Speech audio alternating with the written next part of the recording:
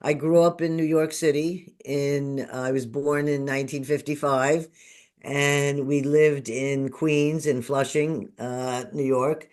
And I grew up in a family where my grandparents were somewhat religious Jews that had immigrated to Ellis Island from Russia and Poland when they were both like 18 or 19 years old. And they spoke Yiddish in the house. They didn't speak English. And they lived downstairs, and my parents and we lived upstairs. And it was a family, or the final count was five of us, five kids. And it was definitely unconventional. We were raised atheist vegans, and there was nobody Wow. being vegans back in 1962. No. And we went off to live in a vegan commune in Escondido, California. So we left New York City in a little caravan of a Frankfurter truck, an old 1955 Cadillac, and a an old ambulance that really doesn't look anything like what you would imagine. It was just a green, kind of long looking station wagony thing, but a true ambulance. And we came cross country and we lived in this vegan commune. And my father had not only gone on to raw fruits and vegetables, which is how we were raised, raw fruits and vegetables, but also we were not allowed any medical or dental interventions, which proved to be an interesting thing because I think that's where I learned a lot about healing. Mm. Because as a child, when living in the commune, I was 7, and my dad had a near-death, fatal kind of almost fatal car accident that he survived, and he was healed solely by fasting on water for 6 weeks and by using a color therapy machine that this particular family's father had built. They were used legally in Europe at that time, but they were illegal to be used in this country. It was not an FDA approved or allowed device. And I watched my dad go through incredible pains of broken bones and things, and him not receive any medical attention except for the bandaging that was done in the emergency room. And he was brought home in that actual ambulance we came cross country in. And Wow. I sat by his bed, and he was kept in a dark room, and they would put different colors of light there were pieces of glass that had different colors, and they would put them on his body to heal or to ease pain. And I watched my father heal as well as experience myself the few sicknesses or things that we had as kids, which was not that much, but whatever we did, we were put on a fast and we healed. And Wow. so um, I think that's kind of a more unconventional way of starting your growing up years, not being Yeah. told to believe in the regular. My father was against the public education. He didn't want us to go to school. And so of course, you had to be rebellious. So I was in the gifted program and, brought home all these great report cards. And he would just say, this is wasting your time. You're ruining your brain. I'll show you, Dad. Yeah. Whatever it is, we got to prove them the opposite, right? Right, but actually, I'm his only child who did not go to high school. All his other children all finished school and went to college. My sisters got master's degrees, but I ended up following more Wow. along his path. And I used to actually, I think I'd like to share this. I used to actually feel lesser than other people because I did not have a degree, and Mm. I felt lesser than these highly educated people, or I might not know the words they were speaking. And then I came to learn in all the years later that my life experiences was beyond, for me personally, what I could have ever gotten at college, maybe in those years. Yeah. So I finally giving up feeling that I'm not enough because I didn't get that degree. And oddly enough, that's when I received, a few years back, I received an honorary PhD from the University of Mongolia. And Wow. it's only in recently that I keep saying to myself, well, you do have a degree now. That's right. Say something or at least feel good about this. So I feel there's been some growth in that area. That's awesome. And I love that you've brought this up. It is just so important to just follow like whichever, wherever you feel called and led because we're all whatever we're going through, we're meant to go through it, whatever that looks like. Yes. And, I find I'm the worst and hardest judge on myself than any other person from the outside could be. So Yeah. for me to start to free myself of that was really a Wow. wonderful thing. Good for you. And when I now, and also when you start looking back at your life and how all the different, Yes. and you see where you are now, you say, oh, wait, so maybe I have been on a path. I just never knew that I was on this particular path or never necessarily consciously said, oh, I'm going to do this or I'm going to be that. But when I was 16, 15 and a half, 16, I started doing, after taking a course, I started doing a medical diagnosis on stage in front of hundreds of people. And for almost 2 years, I was working on all these bodies as a teenager. When my friends were out having a good time, going to high school, I was spending my days looking at sick bodies and doing things in my mind to heal them. Wow. So, and that was never done for money. So none of these had any financial things they just had to do with what I was drawn to doing as Yeah. a young person. And this, So, of course, didn't feel weird to you that you were able to do any of these things because that's how you no, grew up. The it, people that you were treating were how did they find you? Was it no, no, I people in never your saw. community? No, I never Oh, saw the people. It was um it was a course called Mind Dynamics, which was developed, I think, around a lot of things from L. Ron Hubbard and the Rosicrucians, and they took from all different things. And I think what they would now call today a remote viewing yes. was what we were being taught then, which was to just be told the name and the age and the city where someone lived and I would just close my eyes and I would see that body in front of me, and I would be drawn to the different parts of the body that were ill. So when I first started doing it, it would only be like colors, or I would just be drawn to their heart.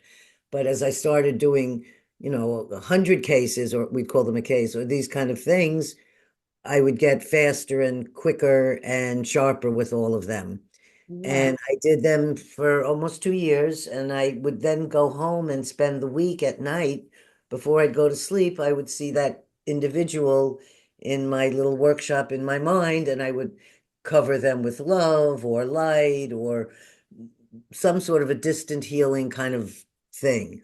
I never met the Wow. people. It was a very interesting experience, but I had no uh, education in protecting yourself. Mm. When you start to do these kinds of things, you can be open to other entities or things coming in. So I'm looking at your books behind you, and I see you have Real Magic by my friend Dean Raid in there, and Yeah. Limitless Mind by Yeah. Russ Hard. So you have the books of all of my people behind you. I've got some good ones. Honestly, they all come from just listening to podcasts and someone recommending it. I mean, truly, 95% of my books are from someone else saying this book changed my life. So there's some good ones back there. It's a really wonderful thing because I'm on my third year now of doing a small, medium, at large podcast. And I have read so many books now that I never would have done. So Yeah. I feel like my podcast gives back to me. I'm trying to do things to give back to others and sharing stories about healing, but Mhm. I'm finding that I'm receiving so much in the doing of that. Yes, yes, Sometimes it I goes feel both guilty and I feel like ways. I hope the audience is getting as much out of this as I am. Absolutely, absolutely. That's how it works though. If we Yes. could all learn from each other like that, there's nothing better if you ask me. Well, when we get to, I don't want to jump around because I'm trying to keep with your list, so we kind of have a little bit of an order. But when we get to the end questions you have about telepathy, Yeah. that's when I'd like to bring in my info on Russell and Dean there. Absolutely. Thank you. Because it can go all over. But yes, we'll come back Yes. to that for sure. So we were saying I grew up in that kind of unconventional thing. I moved to California. I my dad was living in a pickup truck, grew his hair long, and my brothers grew their hair long, and I came out. I had started my first year of high school, and I was very unhappy there, and I was having threats every morning from, the bully type people, and I was sort of a hippie type person, so I wasn't. I was more of a peace and love, and couldn't handle the bully thing. Yeah. So I told my dad, could I come out to be with you in the pickup truck? And he said, yes, but if you come, I'm only giving you a one-way ticket. You have to give up everything there and move here. And so at 15 and a half years old, that's exactly what I did. And I Wow. left with my boyfriend, who was a draft dodger from the Vietnam War. And the two of us, like escaped New York together. I had Wow. I forget what was the school, the truancy officers were calling. That come why I wasn't in school because I was too young. And the FBI was looking for him because he was dodging and hiding from the draft. So that's how we left New York. That's incredible. Yes. And been in California ever since.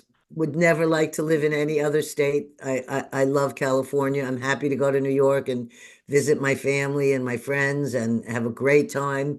But I need to live in nature, Yeah. and I need to live where I don't have neighbors. Like I have neighbors near me. It's not far.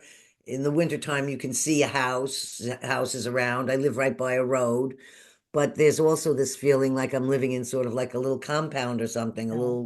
it's only 15 acres, Wow. but we're covered with all kinds of food growing that were planted by others before me because I make dried fruits and jams and jellies from these fruits and things, not to sell, but just to give to my friends and family in the holidays. And I've gifted them to podcast people. But because there's something that feels very wonderful in picking an organic piece of fruit off your trees Mm. and then go turning it into the juice that you're going to drink or the jelly or the jam you're going to smear on a piece of bread. There's some very, for me, Yes. I made 100 jars of jam this year. There's a great satisfaction I get in this, and I can do about 40 of them in a day, even though I'm aging and things are getting harder for me. I'm still able to produce food. Wow. And I've always loved doing things, with food and feeding people. Yeah. I had a catering business. I had a produce stand. I was one of the first women buying in San Francisco in the produce markets in Wow. 1973, I think. I can't remember, but somewhere in there. And there were no women. And, I would be there and my father and my boyfriend would drive the truck and load the truck, but I was the actual buyer.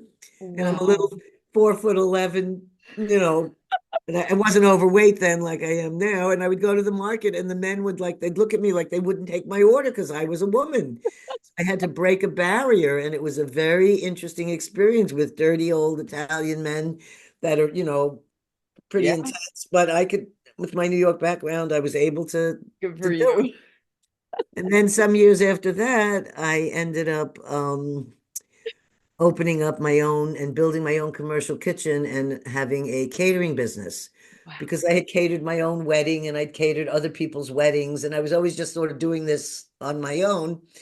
So I decided to go to catering school and learn how to feed hundreds of people.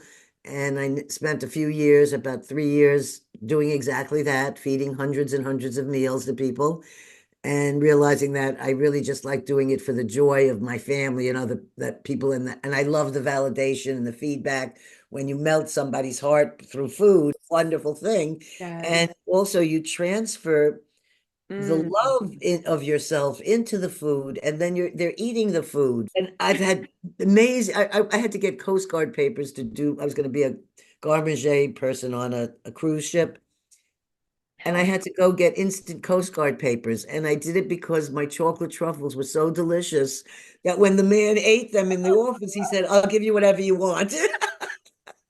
So food and being able to transmit the love through it, I still try to do that, today, and but Wow. just not in the degree that I did it in my 30s in the catering business. Right. Wow. So I've raised three children. Um, I've given birth to two of them at home. One of them, my first child, I gave to at birth in a hospital in a near death experience. That was a phenomenally amazing experience. And I think all of these different things, if I look at the big picture, they all do seem to lead on to the same thing. They're about consciousness, spirituality, awareness, love for people. So I think I've been on that kind of track, you know. Absolutely. I didn't realize you had a near-death experience. Oh yeah, when I was 22, yeah, I was 22.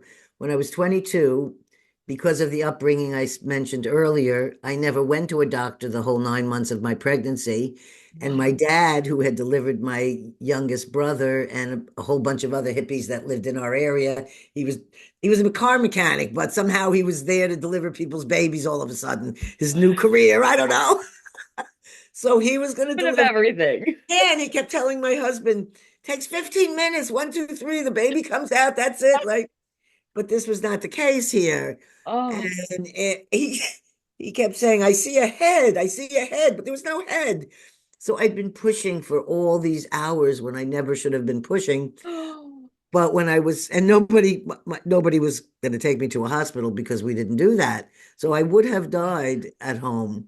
And so would my daughter, had not our dear friend Janie, who was 8 months pregnant at the time with her second child, who had her babies at home with a midwife.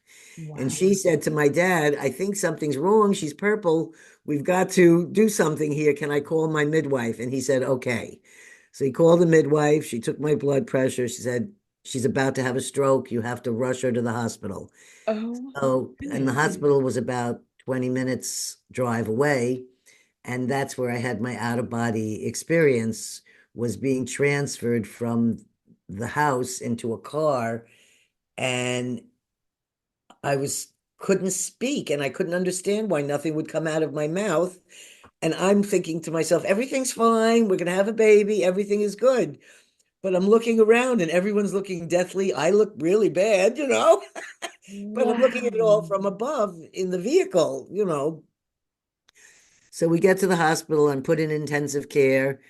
And I think about less than 3 hours or 2 hours or something after they've given me, I don't know what, different things to lower my blood pressure.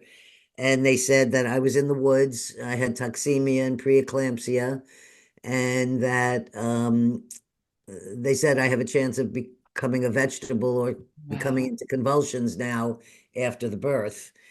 And being the way we are and the way I was raised, I was not staying in the hospital more than 24 hours. And even though I was supposed to be there for 4 days, I went home and I was very weak because when you nearly die, it takes everything out of you and Yeah. you come back. But that was not the experience I had. The experience I had was that I was giving birth in this beautiful place that was filled with light and music and flowers. And it was like, it was so joyous and wonderful. And all I could think was that, oh, I'm having this beautiful baby. I never felt like, oh no, is something going to happen? I wasn't in a place like that. I was in a place of pure uh, beauty and love and not feeling at all scared. And when you say you were in this place, are you talking about in terms of feeling and you were like, were you feeling beauty and love You're and out of your seeing body. yourself? I'm seeing myself. I'm separate from myself in the sense that here's a body, but my spirit has separated, or Yes. Okay. soul, or I don't know Okay. which word is. Yes, I've had a number of near-death experiencers on. I Oh, sometimes they go to the other side and they're feeling things, but they're not. Sometimes it's out of body and they're looking at themselves. Sometimes they actually cross over and have all of that. So you're actually seeing yourself this whole like not even just in the ambulance, like when you're giving birth, all of that. You saw right. all No, yeah, and I'm not in an ambulance. I'm being driven in a car. There's no you're time in the for. car. That's right. You. Oh my goodness. And uh the doctor in the emergency room later came to shake my hand, saying he had never seen a scene like this before. Wow. My father, my mother, my husband, my brothers, we're all in there, and I'm like, no, I don't want an episiotomy. Oh no, I don't want this, I don't want that. Anyway, later I gave birth to my son at home with a midwife, without my father, in a perfect delivery and birth. That's what she said, not me. She said, clinically, this is a perfect birth. Wow. I didn't realize till then what birth was. The Mm. birth that I had, as I said, was this flowery, beautiful, out of body experience. Then my next two children were born regular, like the birth. It's painful and you know, I think you probably wish you could be out of body, you know. And then like, oh, so this is it, you know. Wow. Anyhow, so that would I would say be the difference in a near-death experience birth and a regular birth. So to move on from there, Oh, so I had wow. these businesses, I've had these children. I've lived in the house here that I've told you about since 1978. And we have chickens and fruit trees. We have apples, walnuts, persimmons, mulberries, grapes, pears, pomegranates, plums, peaches, lemons, tangerines. I just saw my first two grapefruits in a tree we planted a few years ago. Wow. You have raspberries, blackberries, vegetable garden. The trees that I planted is a struggling issue. I'm not a farmer, I'm a New York City person, and I'm still trying. The Good for trees that you. have been here for 80 years are Wow. still, I mean, can you imagine that a tree is still producing, you know, boxes and boxes of fruit after 80 years? Wow. So Which my just goes to show with the body, what Mother Earth, what it can do, what it's capable of. and we've been organic for like 35 years. Wow. So, you know, the next plan is to figure out what to plant, you know, to replace the trees and the things that have gone on. So I did all that, and then my um I was married twice, and I have a wonderful relationship with my first husband, and my second husband is someone that I went to junior high school with, who called me after 20 years, and we hadn't seen each other, and we came together, and I have to give him the credit because it was his job that opened me up to meeting all these amazing scientists Wow. because they all worked in a place called Interval Research, which was founded by Paul Allen. And my husband's a brilliant computer scientist. And they were having in two new scientists that were having an office a few doors down from him named Dean Radin and Russell Targ. And what happened was they were sending out an email looking for subjects to participate in their experiments. And my husband said, after living with me, he thought he should submit that maybe they'd be interested in somebody like me who tells him things in the morning that are going to happen that haven't happened yet, or the dreams about stuff, and then the phone rings, or this kind of stuff. So he's used to this. Yes. And that's how I got introduced to Dean and Russell, and that was 1998.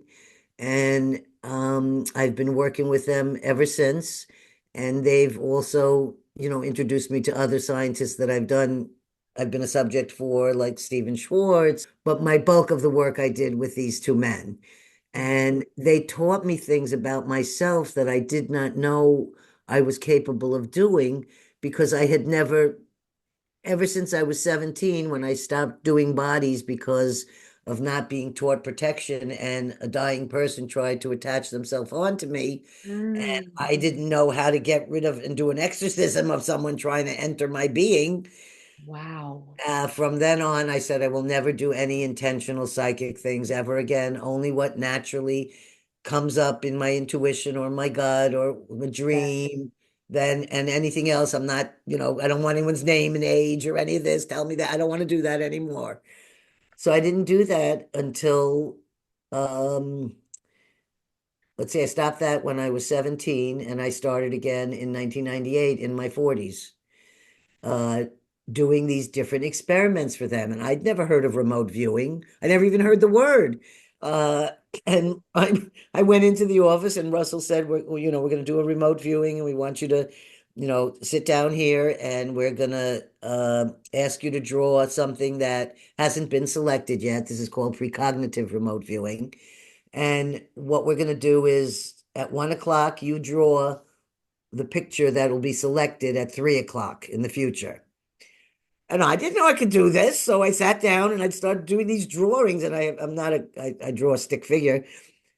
And then he'd come up with the picture, and I'd say, "Oh my God, how did we do that?" Wow. So I hadn't been trained to do it, but it's something that I can do naturally. Wow.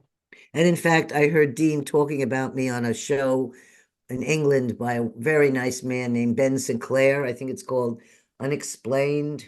Yes. Explained. Yes.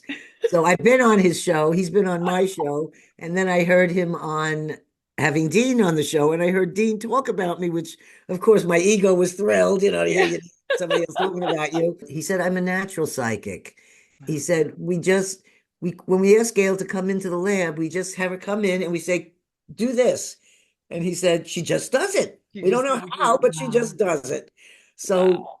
that would be the best thing I could say when we're saying what happened in your life. So then I did all those different careers, had these children, did all this traveling around, connected to cultures in different places in the world that I'm still connected to this day. And uh and then I got involved with these two scientists and learned how to do remote viewing and became part of like there's all these people in the paranormal, I don't know what you want to call it, group or Yes. whatever Yeah. this is. And I've met some of the most wonderful people. Not only that, the people that are studying consciousness, Mm. Russell Targ, Stanley Krippner, Sally Rhinefeather. Yes. These people are in their 90s Yes.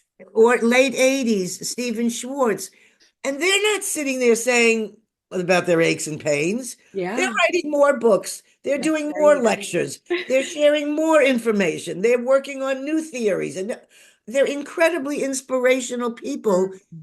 And there's something about ones in that area that even though they're aging and the body's, aging like a Yeah. car, it's Yeah. normal. It they're like shining energetic beings. It missed all that. Yes. So I think Kind there's of makes you something, think, right? doesn't it? Pun Like, intended. yeah. I do want you to talk about some takeaways that you've gotten from going to Mongolia, from your initiation experiences. Just, yeah, if you could tell us as little or as much about going through that. I've been involved with shamans since for about maybe 25 years now. Wow. And it started when I was invited by a woman named Ruth Inga Hines, who is no longer with us. And she was a Berkeley University professor who'd come over, excuse me, from Germany. She was born and raised in Germany. And she was an amazing, intense human being. And she was considered, I think, the most knowledgeable about Asian shamanism, maybe in the world or something, a scholar. And she had this conference she put on herself with a couple of volunteers every year in San Rafael here. And she would invite, or they would find the website and ask to come. And she would have on a 3-day weekend, and it was the same time every year. And I attended hers from 2005 on, or 2004, I think was the first time I went when she invited me. And interestingly, from an experiment, I picked her up in Berkeley to give her a ride to the Institute of Noetic Sciences. And I ended up being the receiving and sending end with her on an experiment that was being conducted. And I Wow. had to hold an object of hers and tell her all about herself. But she was locked up in a Faraday cage. And when she came out and I had been right on with everything that about her and what she'd been doing, that's how our friendship started, was right there and Wow. then. And that's when she invited me to her conference. So in that conference, she would have shamans from, and where could you get this? Shamans from Laos, shamans from Nepal, from Ecuador, from remote places, Mongolia. So she had never had Mongolian shamans until this time, 2005. I think it was 2005, where she gets approached. And by then I was helping out, volunteering to help her because I realized what a great conference this is. And she has like 100 attendees.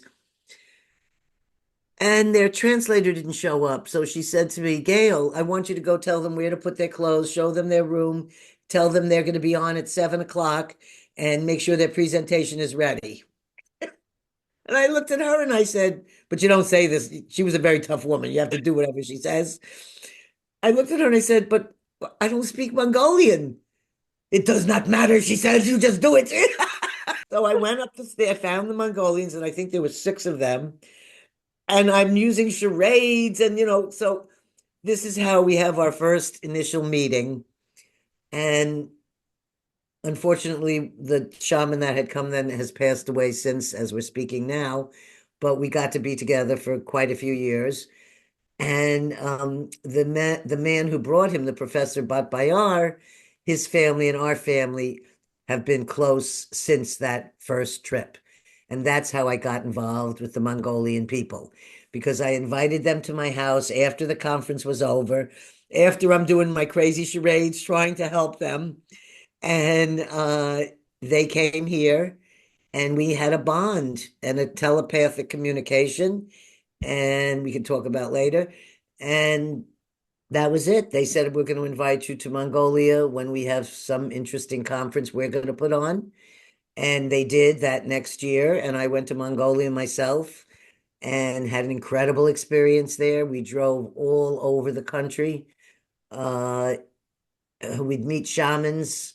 There are different shamans. There's shamans of fire. I don't have the intellectual education to tell people who are interested in that. You're going to have to pick up a book and read that. I Yes. only have my experiences of being with them, and often there is no translation. I have no idea what the reasoning is. I'm just Wow. experiencing what's going on with the shamans. Wow. And there was one experience I thought I would share when you were giving me these Yes. questions, if you'd like. Absolutely. And that kind of ties in the whole sort of thing. First of all, let me just look here at my notes so I can read you these exact words. You were asking about, in regards to shamanism, and if there was anything about lessons or wisdom or things. And what's important to first know is that Buddhism and shamanism was in hiding in Mongolia from 1937 to 1989. In 1991, they became an independent democratic country. But until then, you were killed. You were not allowed to practice shamanism anywhere publicly. Wow. And when I went there, it was 2005, I think, or whatever. It had not been that many years that they're allowed to be out in public. And so whenever we would travel around with our shaman, Zork Batar, people would just come flocking to you. Like if we went to a restaurant or a store or a place, they didn't care that a white American person was there. That wasn't the attraction. It was the shaman, because they haven't been able to openly. So it would always, wherever we'd go, the people would be, warming and wanting to be with the shaman. Wow. Uh, the Buddhism, I experienced some. Well, I want to tell you about the shamans and Lake Hovsgol and the Buddhism. There are two places that Bat Bayar and Zorik Batar had taken me on that particular trip. And I had very powerful shamanic type experiences there. In the first one, they were taking me to the birthplace of Chinggis Khan. And when they were taking me there, it's called Erden Zoo, and it's a monastery. And when they were taking me there, I happened to tell, I had a Tibetan translator who was an actual surgeon who had moved to Mongolia from Tibet, and I was very lucky to have him, so he was Yes. my translator. And before we went to the place, I said to him, I just have to tell you that sometimes when I go to powerful places, things happen to my body and I have no control over it, and I don't know, like, there's nothing I can do. I said, but when you look at it, it looks kind of scary, like a person is having an epileptic fit or a seizure, and I can't really talk or speak. I said, but I don't want you to think that it's scary. And please don't call a hospital and don't take me to anything if you happen to see me have any of these things while we're together. Very glad I did that, because it was almost like my own psychic premonition Yes. protection. So Erden Zoo is in the middle of nowhere, it feels like, when it used to be a bustling capital of Mongolia and where the birthplace of Genghis Khan. And there's the stupas. I think, is it 144, or I forget the magic number of whatever it is in Buddhism, but the stupas are all around, and then inside are the temples. And most everything was destroyed. Every Buddhist temple and monastery was destroyed in Mongolia, Mm. except the one in the capital of Ulaanbaatar, which I have been to and met with the monks and have meditated in, and it is an amazing temple. Wow. And then part of this Erden Zoo temples. A few of them were, for some reason, a few were just left, but everyone that was there was killed in a complete wipeout of monks. I think it was 10,000, but that's the part where I don't like to be quoted, but it was something like that. Mm. And when they took me to this place, and we're going to sit with the monks and the chanting, as we're going into the place, they're carrying a monk out who's had some kind of an experience, and all the other monks are carrying him out. And we're walking in, and I'm like, uh-oh, what's happening in here? Something powerful just happened to this guy. And they take me into the temple, and I say, I just want to sit here and listen to the chanting, for an hour, and then I'll come out. Well, I go in there, and the chanting it's incredible. It's I don't think I'm there 5 minutes, and I'm already in other places, like traveling to different scenes of the world or something from this chanting. And I see in it a vision of the monk coming up and taking I think it's called the Vajra. I forget. It's the thing with the two little balls on the end and the thing in the middle, and it's used in Buddhism. And he puts it to my head like this. And I'm sitting in the seat there, and I'm thinking, wow, that's an interesting vision that the head monk comes up and does this to me. So my Mongolian friends come back to get me an hour later after I've been sitting there in meditation, listening. And when they come to get me, I realize that I can't really walk, that my legs have now turned to jello, and that my whole body is weak. And I can feel that something's going to start happening, and I'm going to go into an experience. Wow. So I don't have the interpreter with me yet. And they take me. There's a proper way when you leave the temple. You give a little donation and you do a little blessing, and then you go by the master and the other monks, and then you leave. And when we go in front of the master to leave, exactly like what I'd visioned earlier happens. And he comes up and puts that thing on my head just like that. And then they take me out the door. And that's when I have what I now know to be, because they've happened about 5 times to me in my life, is Kundalini experience, where the energy is forming up in the base of my spine. And it's because of these powerful places and me being like a psychic sponge. I can tell you that now, but I couldn't tell you that 40 Yeah. years ago when it was happening, and 30 years ago when it was happening. I was like, what's happening? And I can't even talk, and I can't move my body, and I'm pinned to the ground. So I was so glad I had told our friend Norbu, the Tibetan surgeon, and he had been a monk. He was in monk school, so he had been trained to be a monk, and it was just later in life that he left the monk thing and became a surgeon instead. A beautiful man. And because I told him that, the other Mongolians were freaking out because my body started shaking. Mhm. I'm getting hot and cold temperatures. It's like electricity is shooting through my body in gold lights, and I'm seeing and feeling the deaths of all these monks. So Wow. I'm crying my heart out.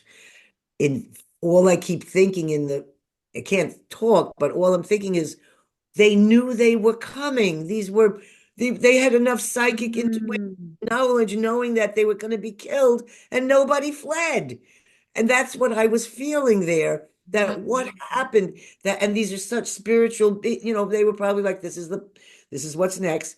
But they Wow. buried all these tankas, and all these spiritual things were buried from Erden Zoo, and nobody knows where they're all buried.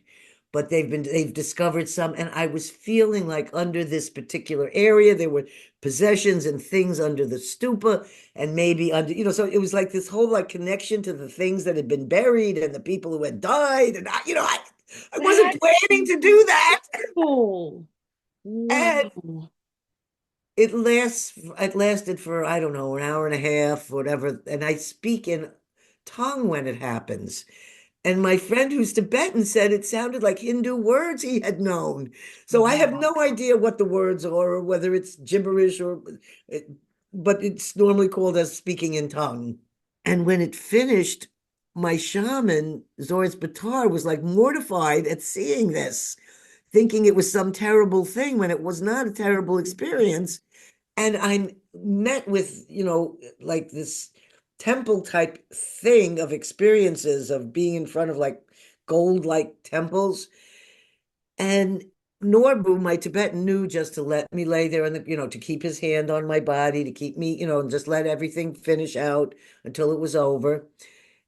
Mm. And then he took me, put his arms around me, and when I could walk again, they took me over to the special.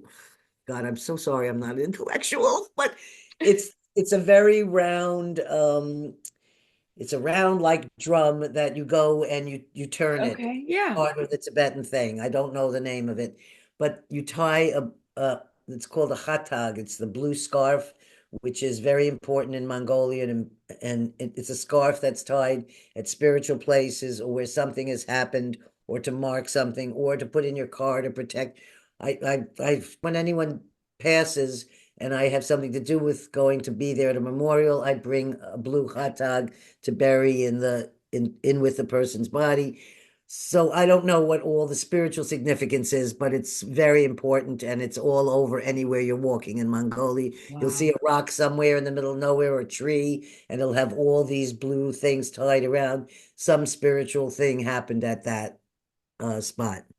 I felt like after we finished and we got to do this blessing on this thing, and then we left Erden Zoo.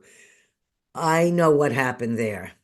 It was very powerful for me, a powerful place, and I was seeing and feeling the experience. I was shocked that the shaman, that just because you're a shaman doesn't mean you understand those other Yeah. things some of the time. And so he didn't really understand what was happening. He said, I will be able to teach you how to never have those experiences of Mm. feeling the, and like, I'm happy to have those experiences. It takes a lot Yeah. out of me, but it's part of who I am. Yeah. Wow. The other experience, they took me to an area called, we drove all over the Gobi Desert, and I got to drive in the Gobi Desert. It was amazing. They took me to a place called Lake Kovskull. Mm. It is one of the last of 11 pristine, unpolluted lakes left in the world. It looks like an ocean when you see it, and you can see to, it's so clean and clear, you can just see to the bottom. This is the area we went to, like someone was building a like not resort but that sort of idea with Yes. all, they call it a ger, what we call a yurt. It's called a ger, and so there's all these gers on the hillside. You're on the lake, you've driven and across rivers, and you can't imagine what it was to get to this place in Wow. Russian giant Russian old Russian vehicles which can handle this kind of terrain, Wow. not roads, Yes. And the spiritual feeling when you get there, the energetic field is so unbelievable. You're just in awe just looking at the lake and the land. And across from the little place where we were going to stay, there were no other houses or anything there. There was just this resort type thing to go to, is where the oldest shamans of the world live. Mm. And they speak their own language. It's they're considered living in the country of Mongolia. They're called the reindeer people, Wow. and they ride reindeers. That's their, horse or burro or whatever. Wow. They have wooden and saddles, and they live in the most incredibly cold. I mean, we weren't there in the dead of winter, but I can't imagine what that must be like in the dead of winter in the Yeah. snow when it's, 25 below, and they have no electricity or any of this. So from our camping on our side across the lake, you could see the little dots of their fire in the nighttime. Yes. And we were supposed to go and spend time with them, but there was a very bad storm that came, and it was much too dangerous to take a boat across that lake to see them. But I have seen photos of them, And they were the ones that were instrumental to help an autistic child. There's a film called Horse Boy, I think that's the name of it. And these loving parents bring their 4 or 5 year old, I can't remember how old, boy, and they document it and they bring him to the reindeer people. And he gets on his first horse and his whole world changes. Wow. And he doesn't like become like a regular child, the autism disappears, Right. comes to a level where the parents have never been able to reach him before. Mm. And so for them, it's the most to be able to get that far, to be able to play with him. And it all happens in this experience of the reindeer people that I'm telling you about. I'm sorry if I deviate off to other stories. No, I'm I just such a love it. talker. I'm covered in goosebumps. I'm loving this. Okay, so when we stay there, before we left, we had done ceremonies in some areas away from Ulaanbaatar because it was the time of year, it was in July, and everything is in celebration called Nadam, which is an amazing festival. And for 5 days, the whole country is in celebration. You can't do anything but go to these, and every town has their own Nadam, and it's a competition in horses. It's competitions of the games of Genghis Khan's times. So it's archery, and women participate equally as men. And in the little towns, you see small gatherings. In the capital, you see incredible, which I saw some years later. You'll see an incredible event, and it's becoming popular. And I know people are making trips now in July to go to Mongolia for this Wow. event. And I do highly recommend it, but you've got to do it a year ahead of time now. Yeah. Hmm.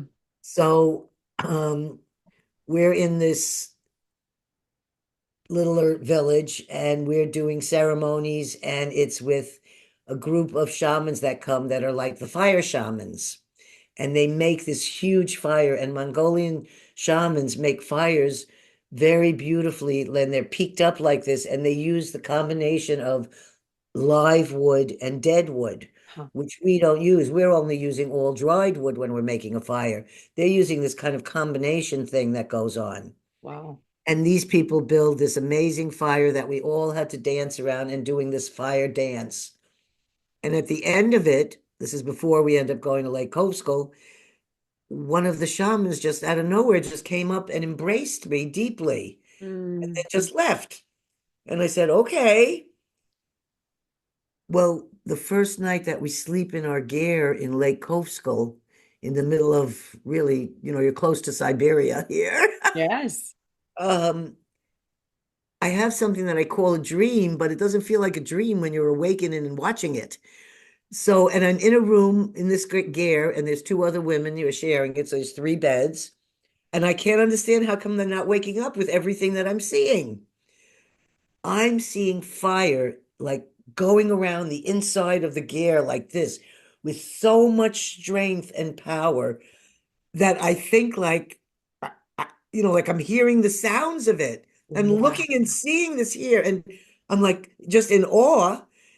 And then I have this feeling that there's this very tall being on the other side of the ger, and it's like the god of fire. And I'm experiencing this whole experience of fire. And I try to, my people are sleeping through the whole thing, they're not experiencing any of this. And when the whole thing is over and all of a sudden everything quiets to a silence and all the fire disappears, and I'm just left completely speechless. That night, we go into the woods at night, and the wonderful woman that I'm with, Lisa Raphael, who's an amazing sound healing, amazing being, she has brought her bowl and is doing sound healing in the trees, and we need fire. And we go out there, and these 2 men had been just roasting their lamb whole, and they say, "Oh, here, you can have our fire." And so we're out in the middle of nowhere. We're given a fire. Wow. I just met with the gods of fire the night before, and it's magical Mongolia. I just, Wow. and I'm so for me that was though that was it was a really powerful experience, and how you felt at Wow. that place, being in a place of so much. energetic life force power or something. Like it's Yes. coming. I don't know how to even, I don't know how you share that, but Yes, the yes. And experience, yeah, was it's incredible. I love that you're bringing this up because this happens to so many people that now, that they've been through enough experience and enough time has passed and all that they understand some of their previous experiences much better. But there are plenty of people with just natural gifts, just like you, that will go to Egypt or go to various places and they are describing exactly what you're talking about, spontaneous experiences that are out of their control that you can only explain by like something you would experience on like a a plant medicine, or you know what I mean? And Right. this is so yes, there's something to this and I find it fascinating and just beautiful. And the people that talk about them, to your point, I mean, they're the most, they're experiences that they couldn't forget if they tried. This is when you bring up Egypt, the other part of it is when you have these experiences, the things that normally make you uncomfortable or whatever, like Mm. I don't like to be in darkness and I don't like to be in narrow places. And here I am climbing up this rickety wood ladder inside a pyramid to go up to this cement, not cement, this stone, looks like a bathtub thing. That's the king's chamber.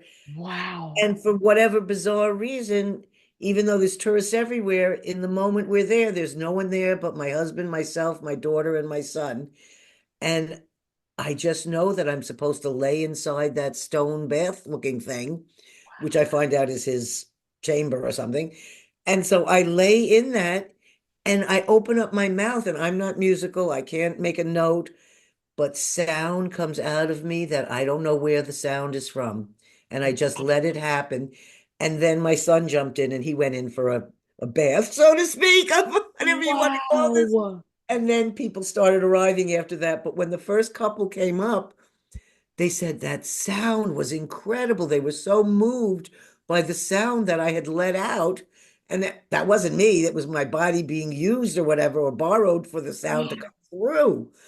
So, and that's, I was like, can I make it up the ladder? Will I? And for some reason, all of those fears and things that I normally carry around just fall by the wayside like they never existed. Wow.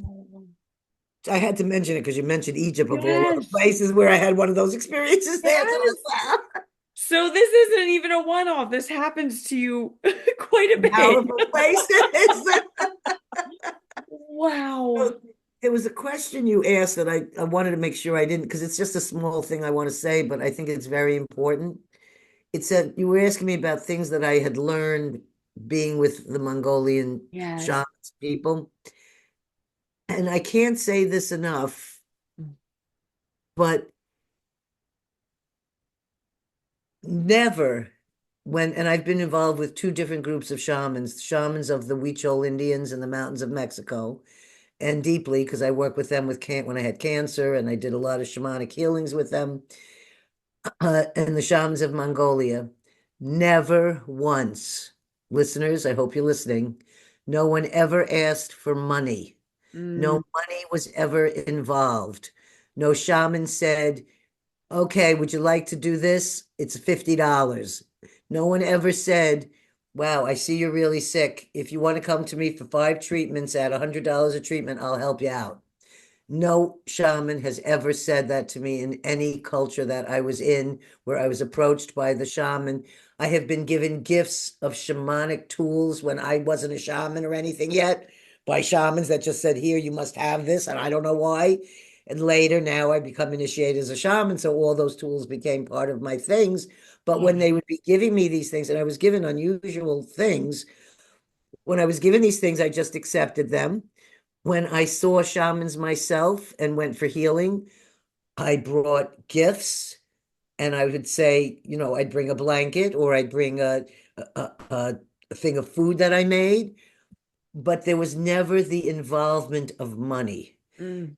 And I can't stress that enough. that if a shaman says to you, if you'd like to become a shaman, you pay me $2,000, I'm going to teach you, run the other way. Yeah. That's, and maybe I'm wrong. I don't No. know.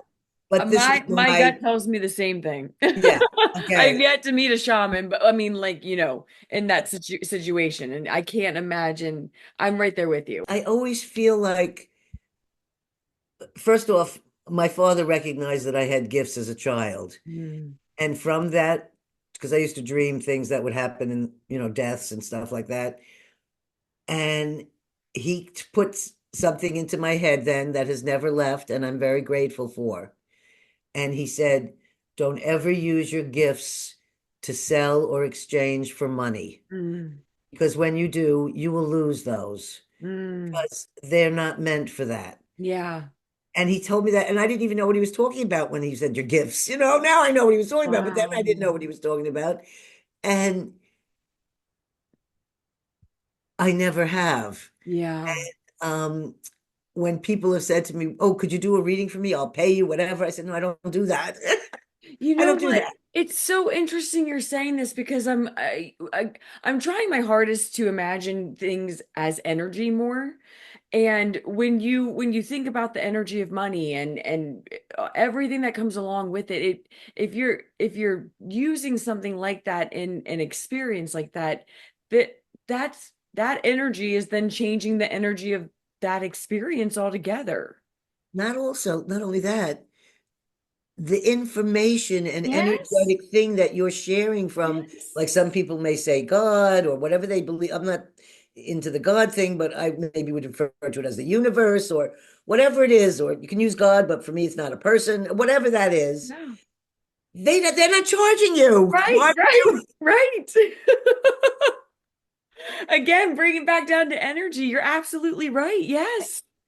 So anyhow, that's Oh, my, yeah, I'm not, there's other things where people do classes and they teach things, and of course they should be paid for the work that they're doing, or if they're helping them with this or that. I'm just specifically referring to shamanism yeah, and the experiences of working with people.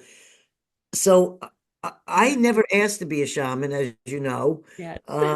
It's that our shaman Zagda, we had seen her in when I brought my family to Mongolia on a second trip to Mongolia, and we were at a conference there. And then she ended up coming to the United States a couple months later with our friend Bat Bayar and visiting. And after she left our house for a week of a visit, she came back and said, I have to initiate you because I saw spirits all around you.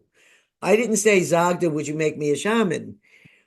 And that's when I pulled in all of the different things that I'd been given over the years and putting it all together to become what is a shamanic clothing and tools. And I have to say, that was my college.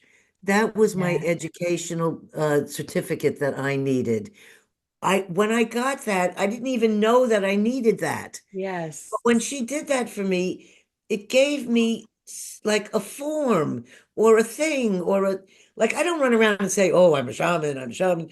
But my friends who know those things, if somebody dies and they're feeling like they can't come to terms, they know they can come to my house, even if I Yes. don't hardly know them. They know they can come and I will make the time to spend an hour with them doing sound and not words or talking, but sounds and connections with that spirit. And I don't know how I do that. And Wow. I don't know how come so far my record is excellent that we always make a connection or that they always leave feeling better. I don't know what goes on. And I'm not taking responsibility that Gail's the one who did it. I'm just you know, part of the conduit, or I don't Yeah. know, Yes. Yes. something. Yeah, Yes. that Yeah. does that. And I don't Um, take any credit for what happens in the experience. I just always tell them when they come, I have no idea what will happen. And whatever happens is what we just welcome, whatever that is, and that we won't do any talking until it's over. I love that you don't need where you're going, why something happened. Like you just let it all happen. And this is how you got to where you got. It's the universe. If you let it flow, it will flow. Another thing I always like to say, because you ask if there's any advice, is that my advice would always be to trust your gut. Mm, Trust your, which Dean referred to as your other brain. It's the belly brain or what. yes. Trust your gut, trust your body telling you something, trust the little small inner voice. That little inner voice, the more that you trust it, it gets louder and louder. Yeah. And you'll start saying, and then when I don't listen, and then the thing happens to me, I say, Schmuck, what did you didn't listen to yourself. Who are you going to blame here? Yes, yes. It's So, so true. and have some trust in your own self to Mm, guide you. mm. It's important to have mentors and other people to guide you, and all those things are important to share. But it's also important to be able to have a trust within the self Yes. that your higher self or whatever you want, your angels, that you will be guided. Yes. So I didn't want to forget that in Thank our, you. Yes. okay. That is key. Really, I just want to like if you can just kind of quickly and I you might not even have the answers because you are so good about not like necessarily needing them, but what is just your understanding of telepathy and how it works? And even if that's I don't know, I just do it like that great, share that. I just want to know what your understanding is of it, and then if you can just talk about, I really want you to talk about the gentleman that I think he lives in Mongolia unless I'm confusing him with someone else, but you guys will almost visit sometimes based off of what That's my you're. my Huichol, Yes, yes, not if you Mongolian could talk Huichol. about that, that would be great. Okay. And in fact, he's here right now again. He arrived just a couple of days ago. Wow. Um, so first, the question of telepathy, I have a different answer right now. If Yes. I had been on your show 2 weeks ago, Wow. I was just asked to be on like sort of a panel or something about telepathy. And it was with Dean Radin, another woman at Ions, I think Helena Wybeck, and another woman, and my husband, David. And if anyone wants to see this, it's called, they have a, on YouTube, it's on YouTube, a section of it on telepathy is on YouTube. I'll find it and I'll link it Just, in the yeah. description for everyone. Awesome. So better than me telling you, they will tell you scientifically the things they've studied and what they know about telepathy. So Mm. you can hear it all from Dean Radin, not me. And you can find out what they've discovered about telepathy. And at the end of it, they're looking for people to participate in their newest experiment, Wow. which is they're looking for twins or couples or sisters or friends or whoever it is you feel telepathically connected with, and they want to run a study. So my husband and I submitted information. I don't know if we'll be accepted yet, but we'll find out soon. Wow. And if any of your listeners, they should just go to the IONS website if they're interested in being part of a telepathic experiment. And if they're feeling that they are telepathic, this would be the questions. It's about 2 or 3 pages of questions that gleans that for them to find out. Because when they do these things, sometimes they have 30,000 people that Yeah. apply. Yeah. And so they have to whittle it down. Wow. So I do recommend that for anyone to is interested in telepathy or knowing about more of the fact that they do this. Telepathy, I think the easiest form of describing it is like a mother and a child is really the easiest form for a person if they have no idea what we mean by telepathy. But it's an inner connection that doesn't use an actual physical telephone, but the two people are having messages sent and received. One person may be a stronger sender or a stronger receiver, but there's a communication going on and there is no physical contact. So in telepathy, for me, I do it all the time. It's like I'm reading people's minds without knowing it. And I'm just feeling it. And I come in and say, oh God, that person doesn't like me over there. I don't know why, but Or I'm like, oh, that person over there is really sad. That I think something terrible just happened. Or, so there's things like that that you pick up. But then as you get connected with a person, which is what I think this study is about to show this, it becomes more and more readily available. For some reason, there are some people it's instant with, and I don't know why. I Wow. had a contractor that came to work for me here, and I didn't know him. Somebody recommended him. He came to the door. I looked at him once. I had so much telepathy with him. Dean had him come in and do the Gonsfield experiment with me because that's how intense this was. Wow. And for whatever reason, I knew all these things about his history, his life growing up. Um, it, we did not have a plan to redo a huge building I was putting into as a shamanic, it's a place where we had shaman ceremonies and I had a bedroom and the shamans could sleep there. And we did this for about 5 years. But then when COVID hit, my daughter moved in and I don't think she's ever moving out. So the shamanic center has been closed. But when I That's was awesome. building this building out of, it's an old barn, I would think of where I'd want the window or how I'd want something placed. And I'd come down there and he'd say, I woke up this morning. I had this feeling you'd really want me to put the window over here. I hope you don't mind. I put it here. And it'd be Wow. exactly where I'd want the window to be changed to. Wow. So that got into each more details where I would know when he got sick, or I would know he was in the ocean diving, and all of a sudden I'm just walking around, and all of a sudden I'm inside this guy's head, and I'm Wow. under the water in the ocean, and I'm looking at everything thinking, this should be colorful seaweed. It looks brown, and I don't see any color here. Where's a fish? There must be something here that's color. And then after I tell him, I said, were you out in the ocean diving at this day? And did something scary happen to you? And he's so shocked. And then he says to me, I'm colorblind. That's why you didn't see any of these Wow. colors in the. So I learned from him that sometimes Amazing. you're actually seeing through the eyes of the person. I can't explain how. Don't ask me that. I won't tell Wow. you. And then other times it's feeling or like being in their body. And I'm feeling their pain or I'm feeling it's kind of empathic, really. That's really kind of like an empath in those situations. But there's fun ones, and then there's, you know, uh, when Russell and I do remote viewings together, which we just finished a whole series at the end of 23. Uh, just for fun, we were doing different objects and things together, and I have a whole booklet of art work. I get to wondering, and I have to say to him, I'm not sure if I'm remote viewing now or I'm reading your mind because he Wow. might have the object there, but I start drawing and it turns out it's all the other things on his desk that are surrounding the object. Or he's thinking of the thing and it pops right in my head. I said, I don't know why I'm saying this, and it's exactly what he's thinking.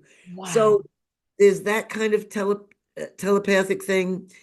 There's another kind, like with my husband and and this is, I think, the other one that's easy for people to understand is once you're getting sexually involved with someone, once you're getting intimate with someone, you're having these telepathic Yeah. experiences. When you're a mother and a child, you're having these telepathic experiences.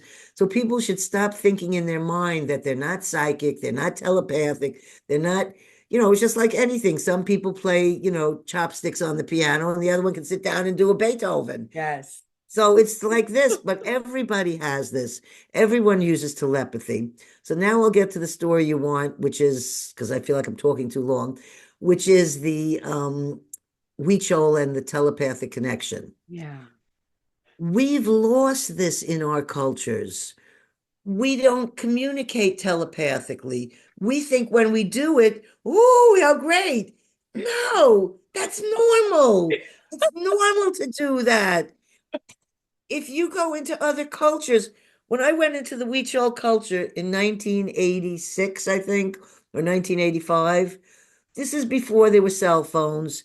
This is before there was not cell phones. They all have cell phones now. My Huichol friends have cell phones. This did not exist. Right. Only way we communicate is I would sit in my house here And I would send a message to my friend Julio, and I'd say, Julio, I want to come down to the mountains, or I've got some work here that maybe you could cut, whatever it was that I needed to connect to him, or I'm worried you're sick.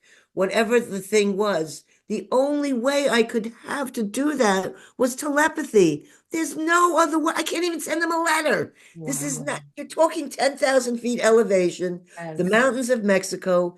You can get there by burro and walking. The first time I went there, it was 16 hours walking and on the scary heights, on the little ledges where you're going to fall off and die. I went on the burro because they know the Wow. road better than you do. But after you get off a burro, you can't walk because your legs are all like, ugh, the pain. Wow. Yes. Unless you've been doing it all your life. Right. Wow. So he would go to the switchboard. It's not like in his village there's any phone. He's got a whole day of whatever to get to that phone to talk to me. Wow. And he would call.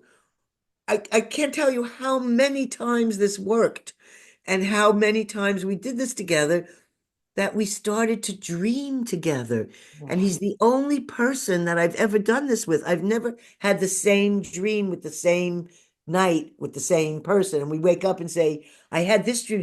That's what I dreamt, so we both had the same dream together.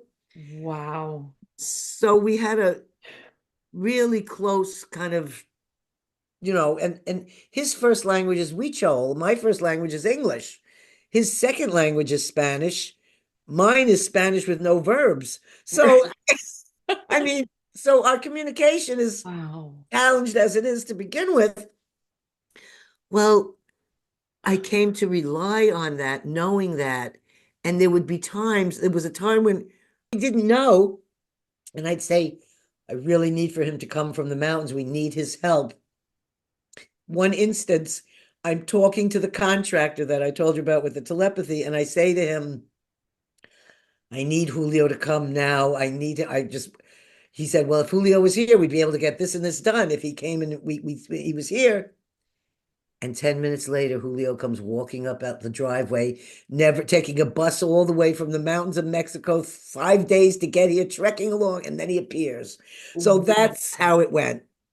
Now it's cell phones. Now it's no more the telepathy. And I feel like we lost our magic there.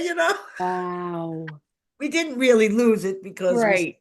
you know, It's but there. Yeah. when Wow. I was there, I saw how telepathy and dreams is the way this whole community lives. They're not Mm. sitting there. They don't say, oh, you thought it. I mean, I was honored to be invited to the peyote ceremony, which these people are called the people of the peyote, because they have been taking peyote as a sacred ceremonial rite for thousands of years. And I believe they're the ones who maybe taught the Native Americans in this part of the world the use of peyote, which is part of their ceremony. But these are the original people. Wow. So when I got invited to the peyote ceremony, and I was the only white person there, like I am in Right. lots of situations, uh, I ate just small amounts of the peyote and drank small amounts because I didn't know what was gonna happen to me. I had done psychedelic drugs as a teenager, but I'm in a culture here at 10,000 feet elevation. There's no bathrooms, there's no running water, there's no electricity. We don't speak the language. Do I want to be tripping my ass off? Right. No. But I want to be respectful and part of the ceremony. Yes. Yes. And I was told I would never be invited into to this at all because I'm an outsider. Wow. And I was taken in immediately and brought in to dance in the ceremony and do the ritual. And it's a very intense and it's a very spiritual thing. And the ceremony is the most important thing to these people. It's more important than the life, the body, the whatever. And we don't understand that type of thing. We Yeah. live in a materialistic, capitalistic culture. So at the end of the ceremony, and by the way, I'm not allowed to sit in a chair there because women aren't allowed to sit in the chairs with a back. So I'm either sitting on a rock or a little kind of stool. And I don't go into any of the places unless I'm invited or asked to go because I want to be very respectful. And I see at the end of the ceremony, and I ask what's happening. All the peyoteros, the ones that are in charge, They go inside what's called the Kali Way. That's the name of the temple. And this temple's been there, they told me, they think about 300 years at 10,000 feet elevation, top of the mountains. And they dream together. And that's how they pick their, because their community has, the head of the police department, they have their governor, they have, it's like I call it the Huichol country, even though they're really living in Mexico. Uh, um, Oh. that is powerful decisions that are being made. Could you imagine if our government sat Right? together, ate peyote for 5 straight days nonstop without ever sleeping, and then sat in a group of handmade woven chairs inside an adobe hut with a fire in the middle, and they all dream together and pick the person, and they wake up and say, "Oh yeah, Mario's going to be the governor, and Julio's going to be the police guy, and this one's going to be that." And for the next 5 years, that's those people are, and it's all done in dream time. Wow. So We'd I'm be just saying, better off for it. Maybe we've just, come up with something new here. Well, not new, but new for us. well, just going back to remembering that we do have these abilities to be able to do this. We Yes. can communicate mind to mind. And don't tell me when a mother doesn't, when a mother says Yeah. something's happened to my child right now, she Yes. knows. Yes. Okay. Yes. So that exists in all of us. A father, Yes. the same also. It doesn't have to be a mother. So it's a matter of, first of all, accepting that that is in us. Then Yeah. start be able to have it happen more and more. Yeah, Gail, this was truly just amazing. I really do. I mean it when I say I just love your story. I love your heart, your spirit, your sense of humor. Like you take things seriously, but you have so much fun with it. And I think that balance is what we all need. And I love you. I thank you for being here.